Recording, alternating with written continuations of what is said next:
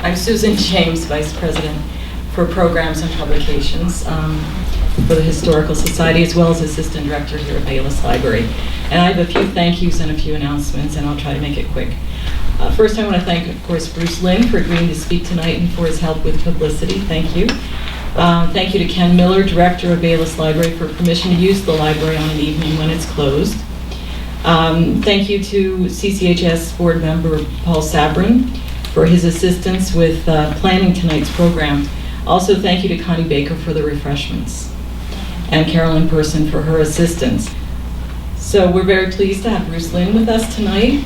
He has a master's degree in historic preservation from Eastern Michigan University and has worked at Mackinac State Historic Parks and at the Sloan Museum in Flint. He and his wife are relatively new to our area. Bruce is the new executive director of the Great Lakes Shipwreck Museum. Tonight he'll speak about a history of the U.S. Weather Bureau building in Locks Park. Please welcome Bruce Lynn.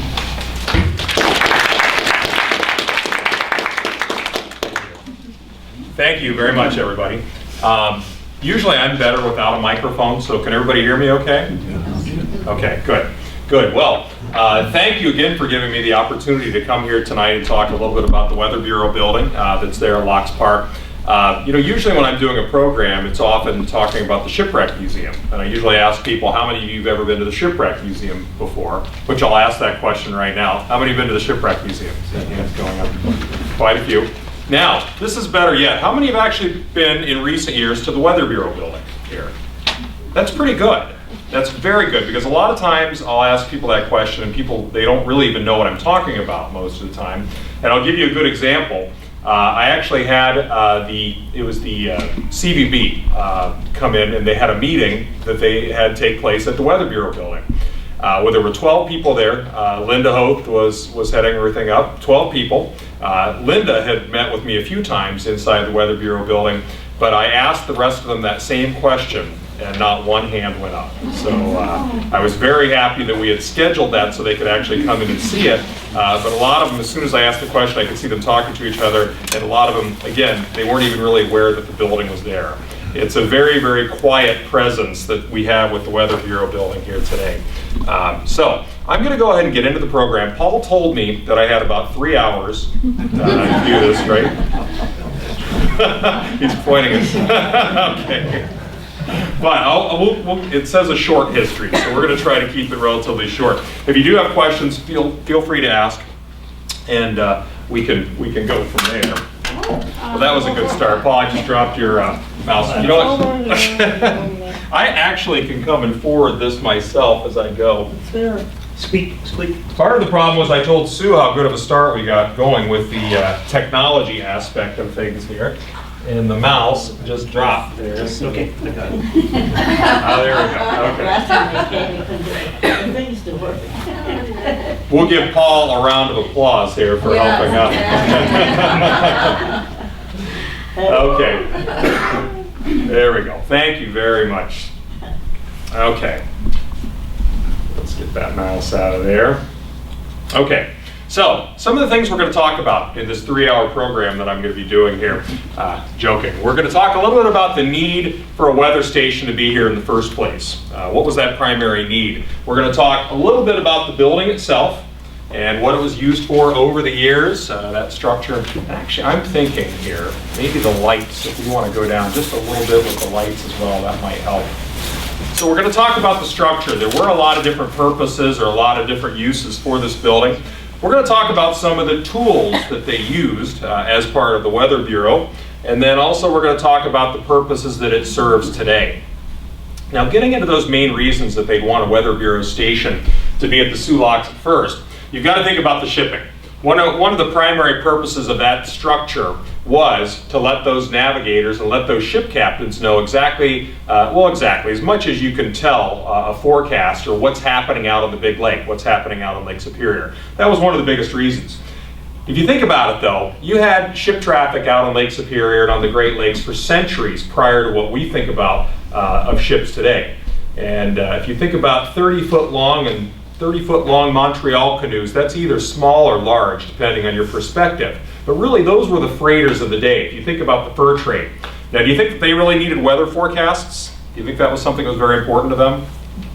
Probably not so much, because if the weather did go south on them, well, they could do something like you see right here. Just pull that massive canoe up on the shoreline, you could just wait the weather out, and then you could head back out again. The ships we think of today, of course, they can't do anything like that, and especially when we think in terms of the era when that building was constructed, 1899. So let's move forward a little bit with time. We'll get up into the 1840s, and when Douglas Houghton came through, and those subsequent discoveries of copper and then iron ore, well, we had more ships coming into the area. And if you think prior to 1855, before the locks were constructed, they were often portaging these ships, going from one lake level to the other. And you probably, well, Portage Avenue, think about that. Try to imagine a ship out of the water and going that route and then taking it from one lake level to the other. Not a very quick process. So in 1855, when those locks were constructed, we had kind of an explosion of sorts with shipping, particularly going up into Lake Superior. So you had more and more ships coming through. It wasn't unusual if there was some kind of a backup in the locks to have a scene that looked something like this. For those of us that get pretty excited when we see ships coming through, I think we'd probably have a heart attack if we saw a scene like that. We get excited if you see 2 or 3 ships in an hour coming through at this point. But scenes like that were not unheard of. So there's one thing you have to think about here. If we have that much more ship traffic coming through, we also have something else happening. Anybody want to take a guess as to what that would be? Shipwrecks, exactly. With more shipping, you're going to get more shipwrecks. And with more of those ships going out, well, you're just going to have more accidents in general happening. Scenes like this that could take place up on Lake Superior. Late 1840s, you did have government efforts to try to prevent these shipwrecks. And I love this picture, by the way. Paul, I'm just determined to keep dropping this thing. No, don't worry about it. I'm good. I'm good. There you go. I'm going to put this thing down because I'm going to keep dropping it here. But this is an interesting picture. And how many have ever seen this picture before? Let me see a show of hands. I see a few of you have seen that. This is something that it's in Jan Huttenstein's book, if you're familiar with that. She shared it with us, but when the Shipwreck Society got a hold of it, there was a lot of excitement. Because you're seeing 2 things here in this image. You're seeing the original lighthouse that was built in 1849, right there, being taken down shortly after the 1861 tower was constructed. It's a very unusual photo. There were no photographs of that original tower until, at least that we are aware of, until this one surfaced right here. So my whole point with this slide is there were government efforts to try to help prevent some of these shipwrecks, and certain things were going on to try to help these navigators, particularly in 1849. But that really didn't help that much. As a matter of fact, well, it did help, I shouldn't say that, but there were still shipwrecks, thousands of them. And if you take a look at this, 1868, 1,164 shipwrecks and over 300 lives lost. This is on the whole of the Great Lakes, not just Lake Superior. The next year, it shot up even a little bit more. 1,900 shipwrecks, 209 lives lost. That's pretty dramatic. I don't know if any of you have ever looked at the microfiche units that are here in the library, and you look through those old newspapers, and you read the Marine column in the Sioux Democrat, or if you look at the Sault Ste. Marie News and you read what's going on with some of the shipping, it's astounding how many shipwrecks you were reading about that were coming up just through this part of the Great Lakes. So there were a lot of shipwrecks out there. It makes me think, I mean, would you want to sail on one of those ships when you're reading all this in the newspapers about how many wrecks and fatalities and accidents and things like that? So this tells you 1868, 1869, we've got a lot of shipwrecks we're talking about. Let's skip forward a little bit to 1877. You've got something else that the government is trying to do to help these sailors. But who knows what this is?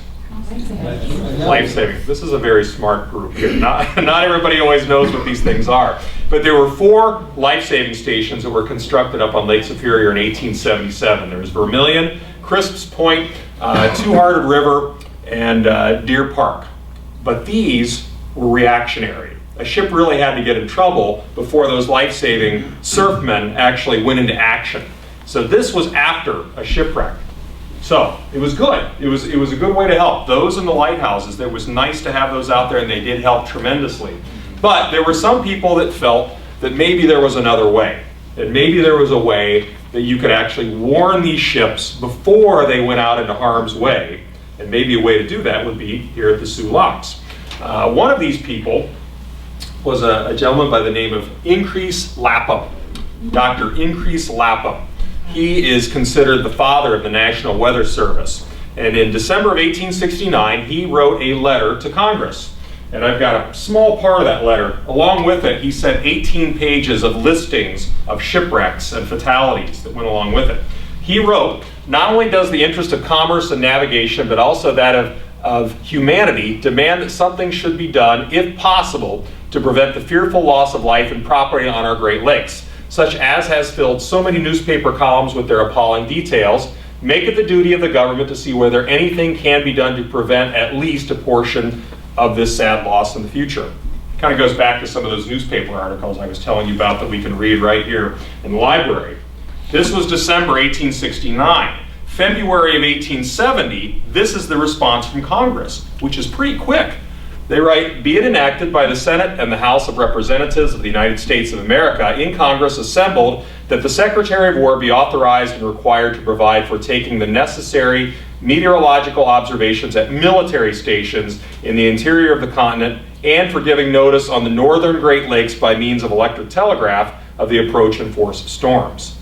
So that's what Congress came up with, and it was signed by U.S. Grant within the first few months of his first administration. That's a pretty quick turnaround, if you think about it, for Congress, I would say. But it was with the idea of saving lives at the same time. So this is 1870 we're talking about. Things didn't happen overnight here. It wasn't until 1899 that we get our Weather Bureau building right here at the Soo Locks. And that's the structure that you see right there as you drive by on Portage.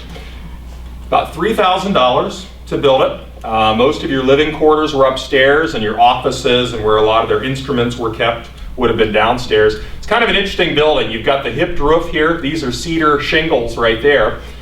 This is what's called a Stevenson screen right there. You had a number of different weather instruments that were stored in that, which we'll talk about in a minute. And then you've got your wind vane, or what we call a weather vane, and then an anemometer you can see at the top. And these are lanterns right here. And so when those ships were passing at night, if there was anything dramatic going on, you know, like a gale or a big storm or something, they could actually let those ships know using the lights in those lanterns. You've got arched roof dormers that are right here. And this is brick. Those are also copper sheathed. And then just to kind of crown it all off, you've got a very ornate kind of a fence that goes along the top of the roof there.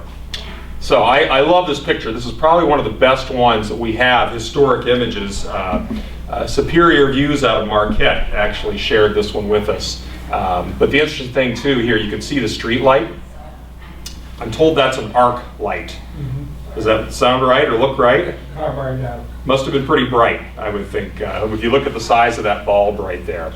But we're going to have a few other images we can look at the Weather Bureau building that we can compare with that one as we go. Now this is not one of them. This is actually just to show you that there was some similarity with a number of these government Weather Bureau buildings. Take a look at that. You see again the hipped roof here and 2.5 stories. Well, you get just about the same thing, slightly different. This one's in Amarillo, Texas. This one's 1903. But you see some of the same devices here. Your Stevenson screen is right there instead of being up on the roof. But again, there's a lot of similarities here in this picture. So they weren't reinventing the wheel with each one of these weather bureaus that they're constructing. This is kind of an interesting image right here too. This is looking from the west. You're looking at the side of the building here. This is still relatively close to the turn of the century because some of the elements still exist on it. You can still see that tower right there and our ornate fencing, and your dormer is still there. But the other interesting thing here is you can see one of the tools that they would have used in action here to let those ships what might be happening out in the big lake. Take a look at those flags right there. And I've got an inset image you can see right here.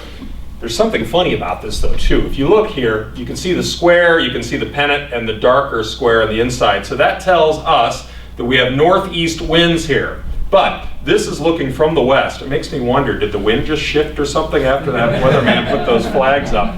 Or he was letting them know that a northeast wind was going to be coming anyways. You know, chances are these captains knew. They could read those signals. That was no problem. But in case they had forgotten what was what, often those navigators would have had from the Weather Bureau, part of the Department of Agriculture at that point, they would have had publications to help them understand what signals it was that they were seeing. Some of the other information, and your Weather Bureau personnel, and this Alexander Burns, you can see at the bottom here, he was the first observer, as he's called here, in the Weather Bureau as of 1899, but you can see some of the things that he was responsible for recording. That tended to expand over the years, but you can see barometric pressure was one, the temperatures as we go across that month of July, 1899, precipitation, wind, and then weather in general, and then miscellaneous phenomena going on there. So there were a number of things that they had to keep track of, and all that was taking place right there in the Weather Bureau building, using some of those instruments that we'll keep talking about here as we go. This is looking from Portage Avenue. This is getting closer to the Depression era at this point. We see a few changes that have taken place here. Your entranceway looks a little bit different. Now granted, this is from the opposite side of the building, but they were symmetrical in the sense that you have the same entrance on each side. We still have our dormers here, but our roof has changed a little bit. We don't have these cedar shingles there any longer. It's more asphalt shingles. But notice how this has changed up here a little bit too. Your railing looks different. Our ornate fence you can see that was at the top there is gone. I'd say this is a little bit more purposeful. Imagine if you lost your balance for a minute and you're up there on that one. What's going to happen if you fall on top of that ornate fence?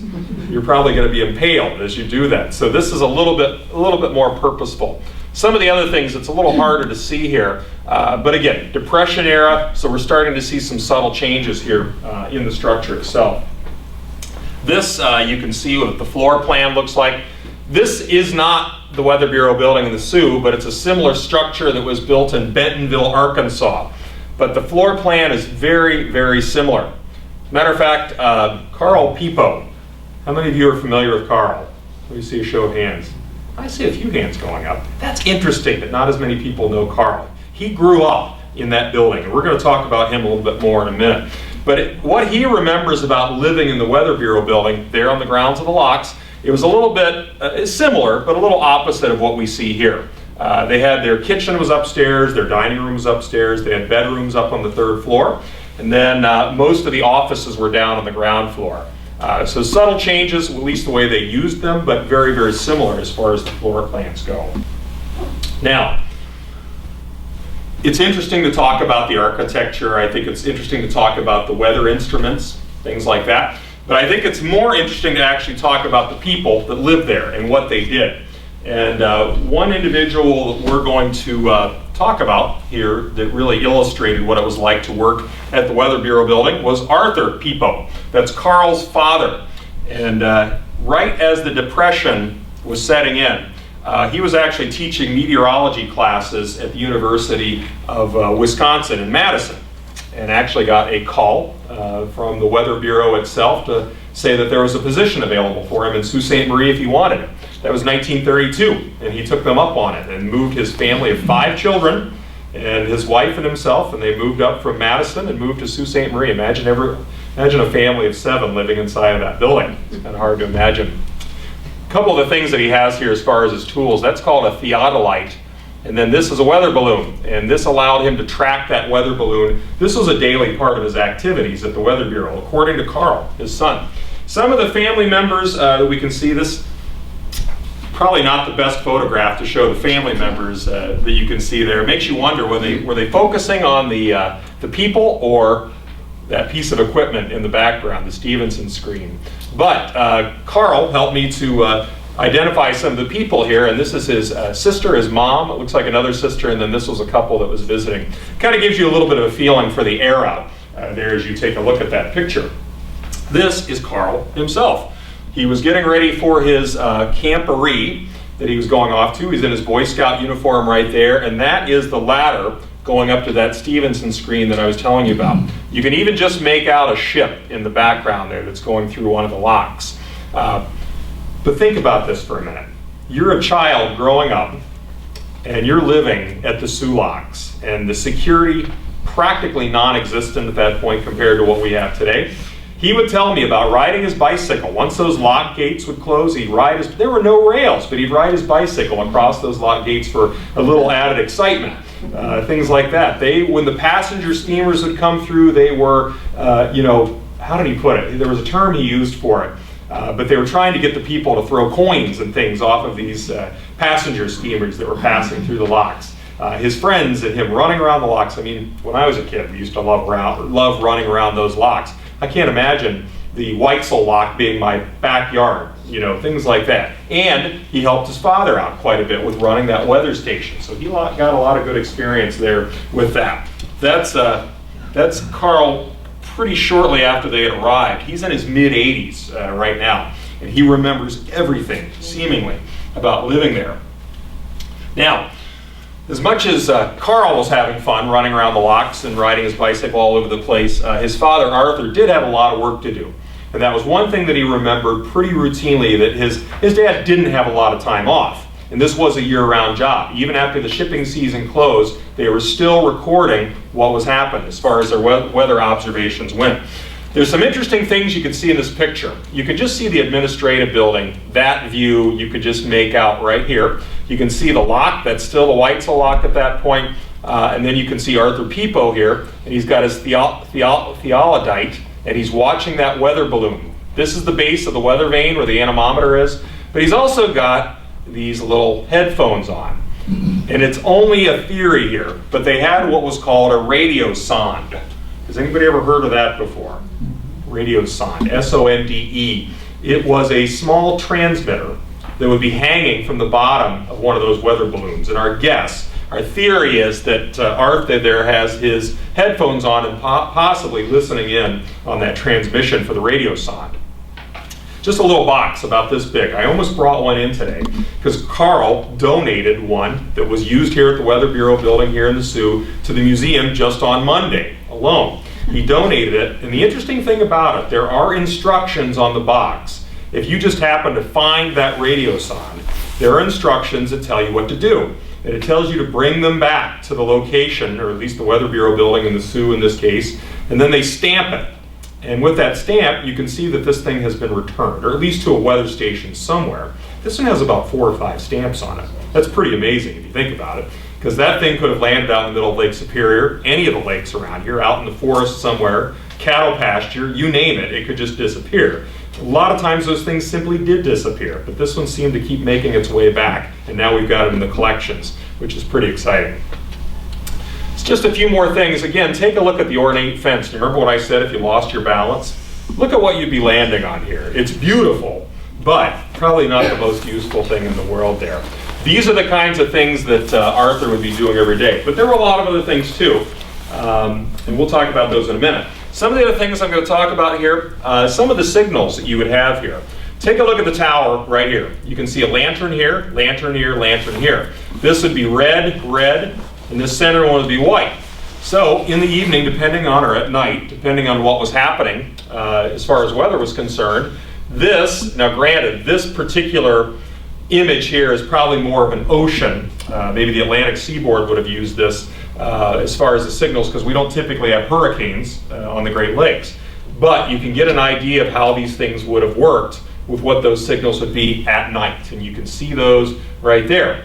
This is your Stevenson screen. That had a hygrometer in it. Hygrometer, think of measuring the humidity or seeing what the humidity levels are. Had a thermometer in it. It had a barometer in it to measure barometric pressure, and then there was also a rain gauge inside of it as well. They were all protected inside of that Stevenson screen. And then the interesting thing about that little building right there, that's one thing Carl remembered, was that's where their balloons were stored. So when they'd be launching these balloons from the top of the Weather Bureau building, well, it might be a scene that looks something like that, but they'd have to get those out of that building right there. Go up inside, get up to the top. You've got your anemometer there, and you've got your weather vane, but they'd launch those balloons from the top, and then they'd track them. They'd watch them to see what direction they'd go, or if they had the radiosonde, they'd follow that as well. Now you might think watching the weather, I don't know, how many people here do you think that'd be exciting? I think it'd be kind of fun, probably, but it'd probably be more fun if you're in an airplane doing it. And Arthur Peepo, every so often, would go up inside of this airplane, open cockpit, and there'd be a weather device right there. I'm not exactly sure what that device did, but there would be different readings and recordings that would come out of that, at least according to Carl. He was telling me about that. But it seems to me that'd be kind of an exciting way to see what's happening with the weather. It wasn't all excitement though. There was certainly paperwork. This was a government agency we're talking about, so there were a lot of reports they'd have to put forward. Annual reports, monthly reports, things like that. And one thing that Carl remembered was his father having to hand write out these weather maps. They wouldn't be created by any kind of a machine. He'd be creating these by hand. It took a lot of hours to do that. You can see he's got his Coke right there as he's creating his weather maps. That's probably towards the end of his career as a weatherman there in Sault Ste. Marie. Then that gives you an idea right there. That's kind of a special map. That's not, Arthur Pippo would not have created one quite that dramatic, but this one I like to show because it took place in 1913. There was something very impressive that happened on the Great Lakes in 1913. Does anybody know what that might have been? Storm. Together. That's right, pretty much like a hurricane on the Great Lakes. And it was the Great Storm of 1913 where you had, not on Lake Superior quite as badly, but you had, it was close to 30 ships were wrecked in one storm that covered a good chunk of the Great Lakes, if you can imagine that at this point. But getting back to the paperwork and some of the office work that would have been done, Arthur did have a crew to help him out. He's usually 2 or 3 gentlemen. This is a picture that Arthur Pippo took of some of his helpers, and they typically lived in town. They didn't live in the Weather Bureau building itself, but they were able to provide a little bit of help to put together a lot of these reports that you see here. We've got the annual summary. You can see Arthur Pippo's name at the bottom. And then if we take a look, that's 1941, June 1941 at the top, and you can see it's similar to what I showed in 1899, but it's kind of expanded a little bit now too. You've got the barometric pressure, temperature, but we also have psychometric data that he's having to keep track of as well. A lot of this has to do with humidity. If you look at some of the things that they were measuring, wind, and then he's got a general weather thing in there, and then other things that, like precipitation that they were keeping track of. So there were a lot of things that these weathermen were doing, individuals that worked in that building. One that might surprise some people, some of the earliest weather broadcasts and forecasts on radio took place right here in Sault Ste. Marie. And this was in all likelihood after the weather station had moved up to the airport. But about 5 minutes, and I believe it was once a week that he did this. I don't think it was every day, but he'd get on the radio and tell people what was going to be happening in the area. So kind of a predecessor to, 9 and 10 News with, who do they have in the evening now? It's doing their weather. I don't remember. But you kind of get the idea right here that it started back in the 40s with a good part of that happening with Arthur Pippo about once a week. You see right there. I'm going to go back one and I want to show you something here. You can see we're right at the point where we're switching from the Weather Bureau building down by the Soo Locks and heading up to the airport. You can see this right here because we have options on these things, and he's marked some of them out, airport or city office, it says. So he was actually doing some of his work as far as the weather goes at both stations at this point. So this is where things are starting to change, and we're seeing that building not being used as much as far as a weather station anymore. As a matter of fact, there were a lot of things happening at this point. This is the MacArthur Lock under construction there, and this is 42, I believe. Ernie, 42? Yeah, Okay. There we opened go. in 43, There you go. And I think it was about, what, 13 months that it took them to build it? to 14 months, I think, yeah. Which is pretty amazing if you think about 24/7, yeah. Exactly. Through the winter. wartime, absolutely. You can see the Weather Bureau building right there. Look at the view that they must have had. Of course, again, they were out of the building at that point, but take a look at that right there too. I mean, it really helps to tell you about the era. A barrage balloon you can see in the upper left-hand corner right there too. This is a pretty interesting photograph, I think. And it's on the walls of the administrative building now. There's a massive enlargement of this particular image. But you can see right there, we've got our weather building. It's still standing, but it's not being used so much anymore. Just a couple more pictures here. You can see 1945. They're doing some work around it. It kind of looks, it's got a little bit of a quiet appearance there at that point. But it was shortly after this, in 1948, we're starting to see a completely different use for this building. Who wants to tell me what AMMLA stands for? American Marine Library Association. There you go. This is a very smart group here. It's the American Merchant Marine Library Association. So a few years after that closed down, as far as being used as a Weather Bureau building, now it becomes a library. And those ships, as they're coming through, well, your crew members at that time, you know, there wasn't TV on board and there wasn't internet, cell phones, or anything like that. They were getting books out. And this is how a lot of these things, you see the young man here delivering the box of books. And if you look at the interior, what the building looked like at that point too, you can see these shelves, and we're actually blocking one of our doorways right here. That's a window. But look at the shelves, look at all the books. You can see the boxes there that those would have come in. They could have easily loaded those up, gotten them onto the ship for the crew. You can also see periodicals and magazines and things like that that those crew members could have gotten. So on their way out to Duluth or wherever, or headed downbound, they could actually have some books to read when they're not actually working. That's what it might have looked like. You can see they're sitting there on their hatch covers. They've got their box of books. They couldn't wait. They're already tearing into these books, and they're looking through these things as well. So I've got to say, when it comes to the American Merchant Marine Library Association and that aspect of the history of that building, it's a little bit murky. And I only say that because I've read 2 or 3 different references where one indicates that it was 1948 all the way up through early 2000s, maybe 2003 or 4. I'm not sure if I believe that because it seemed like it was closed down before that. I've read another one where it was 1948, maybe to the mid-1960s, and then Carl thought it was maybe 15 or 20 years. I don't know. Maybe somebody here in this group will be able to help me out with that, because we're actually creating an interpretive panel that's going to go inside of that little museum that we have in there that's going to tell that part of the history, which isn't there right now. There's just not a lot of information on that. I'd say it was close to 2000. I remember. Is that right? The last guy who ran it was a man named Noel, I believe. I met him, so. That's good to know. Let's. And Mrs. Sillers worked there too. Yeah. Jake Sillers' I mother. remember taking the National Geographic. Oh, is that right? In the 70s, she was there.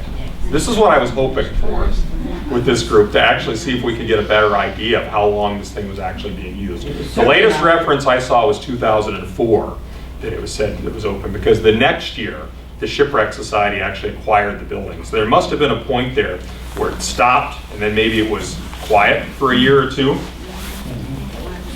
Well, with Sellers, Mrs. Taylor was librarian there for years and years. Is that right? Yeah, and then her daughter took over.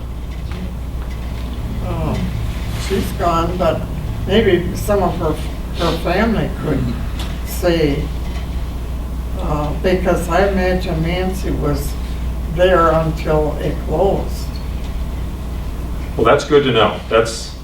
We'll follow up on that, and maybe as a collective historical society, you can help me to try to nail down a date on that, because it does seem like there's a lot of different references out there as far as how late. I kind of get the idea, though, when it was used as the Marine Library, though, it wasn't like somebody was in that building all the time, right? So it might, be empty for a couple days here or there, and then somebody's in there doing something, and hard to tell. But He had books stacked out in cartons for the upcoming ship. They had the schedule for when they were supposed to arrive, and it wasn't staffed fully, at least in the end, or just partially. And that sounds right. That's almost how they do it today. I don't know if you're aware, but there's still that administrative building. There is a corner of that building. I don't know if it's in the post office part, but Jill, my wife here, and I toured it recently, and they actually did have books that were there that could actually go onto the ships, and then they would just drop it off somewhere else.